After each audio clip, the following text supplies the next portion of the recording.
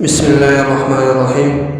अस्सलामु अलैकुम दोस्तों, नई वीडियो केरता ज़द सूरतुल इखलास फ़ज़ाइल खैमा यो नह फ़ज़ाइल दी सोच सूरत इखलास 200 साल दौराज़ हुई दाई नह फ़ायदे लटो नावल अल्लाह ताला रब्बुल इज़्ज़त 300 दरवाजे द अज़ब बंदगी मसलन दुश्मनी कहर फितना वगैरह दयर अड़ुम्बे फजीलत तदबे फजीलत दाश 300 दरवाजे दर रहमत कुलावीगी सोच 200 वज़ला सूरत इखलास वई दो फजीलतुने दारी द्रीम फजीलत दारी 300 दरवाजे दर रिज़्क़ व कुलावीगी अल्लाह ताला तरफ दआब व रिज़्क़ मिलावीगी। द्रीम फजीलत दारी अल्लाह पाक द खपल इल्म दा कस्त इल्म वर्कई او د خپل صبر نه ورته صبر ورکي او د خپل سمج نه ورته سمج ورکي.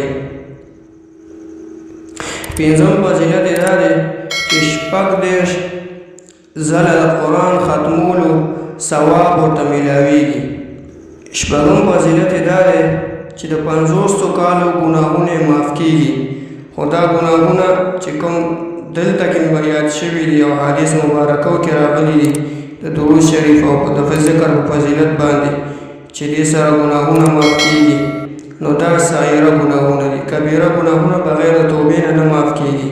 دا یې لپاره توبه شرط ده چې دې سره سره موږ او تاسو الله تعالی ته توبه وکړو. بل فضیلت دا دی چې الله پاک د دغه سورت اخلاص ویونکي دپاره د جنت کې شل بنگلې ورکوي چې هغه د یاقوت مرجان او د زمرودو نه جوړې شوي وي. په هره بنگله کې 10,000 دروازې وي. بل فضیلت دا دی چې 2000 رکعتونه نفل ثواب 2000 رکعتونه لکه چې دغه انسان نفل وکړي د 2000 رکعتونو نفل ثواب ورته میلاویږي. بل فضیلت دا دی چې دا انسان کله مري نو په جنازه کې به د 1,10,000 فرشتې شاملېږي. او روایت کې راځي چې د چا په جنازه کې 40 کسان د الله تعالی په وړاندې د دغه انسان سفارش وکړي، یعنی 40 کس په جنازه کې شریک شي، نو دې کس به بخښنه نصیب شي. او دلته کې دومره درود شریف ویلو، یعنی 200 ځل درود شریف روزانه ویل، په دې باندې الله تعالی دې ویونکي ته چې همیشه په مداومت اختیار کړي او همیشه په استقامت اختیار کړي، نو الله تعالی به د جنازې نه 1,10,000 فرشتې رالیږي. د ده په جنازه کې به 1,10,000 فرشتې هم شرکت کوي. دا 9 فضایل ما تاسو ته د سوره اخلاص د ویلو بیان کړل. څوک چې روزانه 200 ځله سوره اخلاص وایي دا 9 فضایل دي.